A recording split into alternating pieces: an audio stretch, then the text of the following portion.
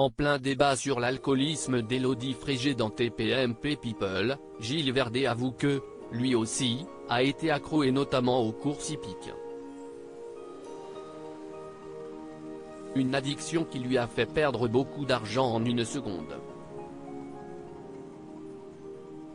Un trop-plein. J'ai une vraie addiction qui dure jusque-là, mais qui pour l'instant n'est pas un problème, ou alors je me voile la face, c'est que je ne peux pas monter sur scène sans boire. Alors ça, je pense que je ne l'ai jamais dit en interview. C'est rien, ce sont 2 verres, mais ce sont 2 verres.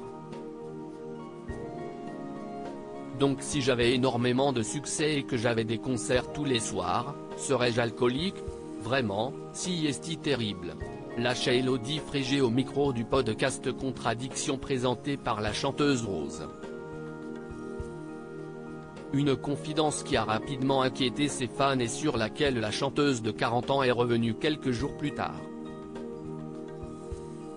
Je parlais du rituel du verre avant de monter sur scène.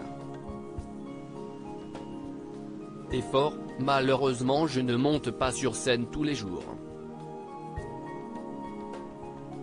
Cheers, vous tous, a alors précisé la gagnante de la Star Academy saison 3 dans une story Instagram. Malgré cette mise au point, ces paroles ont fait l'effet d'une bombe et l'objet d'un débat dans TPMP sur C8. Quels sont les plus gros vices des chroniqueurs de TPMP?